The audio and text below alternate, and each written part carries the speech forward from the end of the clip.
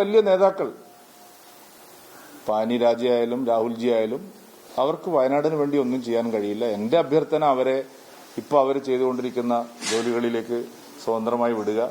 രാഹുൽജിക്ക് ഇന്ത്യയിലും പുറത്തും വലിയ തിരക്കുള്ള ആളാണ്.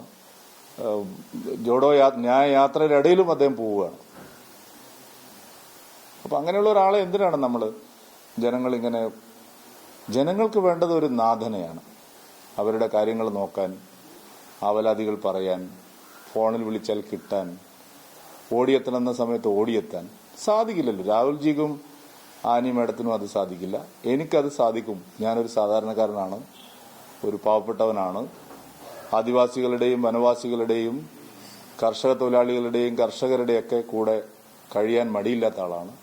തീർച്ചയായിട്ടും എനിക്ക് വയനാട്ടിലെ വോട്ടർമാരോട് ഉള്ള അഭ്യർത്ഥന ഇതാണ്. ഇത്രയും തിരക്ക് പിടിച്ച ദേശീയ നേതാക്കൾ അവരെ അവരുടെ ജോലിക്ക് വിടുക. വയനാടിനെ കാക്കാൻ എന്നെ അനുവദിക്കുക എന്നുള്ള അഭ്യർത്ഥനയാണ് വയനാട് തെരഞ്ഞെടുപ്പുമായി ബന്ധപ്പെട്ട് എനിക്കുള്ളത്. അല്ല, മുൻധാരണയില്ല. കാരണം ഒന്നാമത്തെ കാര്യം, ഞാൻ പാർട്ടിയുടെ സംസ്ഥാന അധ്യക്ഷനാണ്. അപ്പോൾ ഒരു പാർട്ടി തീരുമാനം ഏറ്റവും ആദ്യം അനുസരിക്കേണ്ട ഒരാൾ ഞാനാണ്. വളരെ അച്ചടക്കമുള്ള ഒരു പ്രവർത്തനം എന്നുള്ള നിലയിൽ പെട്ടെന്നുള്ള തീരുമാനമായിരുന്നെങ്കിലും അതിനെ പൂർണ്ണ സന്തോഷത്തോടുകൂടി ഞാൻ സ്വീകരിച്ചു. ഒരു ശക്തമായിട്ടുള്ള മത്സരം വയനാട്ടിൽ കാഴ്ചവെക്കാൻ കഴിയുമെന്നുള്ള ഉറച്ച പ്രതീക്ഷ എനിക്കുണ്ട്. ഞാൻ ജനങ്ങളുടെ ഇടയിലേക്ക് ഇന്ന് ഇറങ്ങുകയാണ് വയനാട്ടിലേക്ക്. വയനാട് എനിക്കൊരു പുതിയ മണ്ണല്ല. ഞാൻ 10 വർഷം അവിടെ താമസിച്ച ഒരാളാണ്. അവിടുത്തെ എല്ലാ സ്ഥലങ്ങളും അറിയുന്ന ഒരാളാണ്. നല്ല തോതിൽ ജനങ്ങളുമായിട്ട് അടുത്ത ബന്ധമുള്ള ഒരാളാണ്. അതെനിക്കൊരു മുതൽക്കൂട്ടാവും. ശക്തമായിട്ട് പ്രവർത്തിച്ചാൽ അത്ഭുതങ്ങൾ സൃഷ്ടിക്കാൻ കഴിയും. കഴിഞ്ഞ തവണ അമേഠിയിലെ ജനങ്ങൾ രാഹുൽജിയോട് കാണിച്ച കാര്യം തന്നെ ഇത്തവണ വയനാട്ടിലെ ജനങ്ങൾ അദ്ദേഹത്തോട് കാണിക്കും എന്ന് ശുഭാപ്തി വിശ്വാസത്തോടു കൂടിയാണ് ഞാൻ ഈ തെരഞ്ഞെടുപ്പിനെ നേരിടുന്നത്.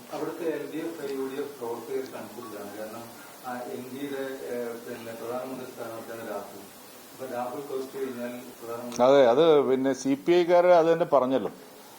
ആനി രാജ തന്നെ, ഞാൻ ഇന്ത്യൻ തെരഞ്ഞെടുപ്പ് ചരിത്രത്തിൽ ഇന്നേവരെ കേട്ടിട്ടില്ലാത്തൊരു കാര്യമാണ്. ആനി മേഡം തന്നെ പറഞ്ഞു.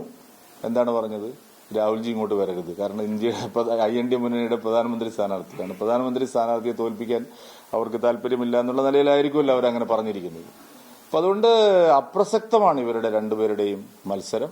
അവരിൽ ഏതെങ്കിലും ഒരാളെ മത്സരിക്കേണ്ട കാര്യമുള്ളൂ. കാരണം അവരിൽ ആര് ജയിച്ചാലും പ്രതിപക്ഷത്തിരിക്കാൻ പോകുന്നവരാണ്. അതുകൊണ്ട് അവരെ സംബന്ധിച്ച് ഇങ്ങനെ രണ്ടുപേരും എന്തിനാണ് ഒരു നാടകം കളിക്കുന്നത് എന്നുള്ള ചോദ്യം വയനാട്ടിലെ 10-12 ലക്ഷം ജനങ്ങളുടെ വോട്ടർമാർക്കിടയിലുണ്ട്.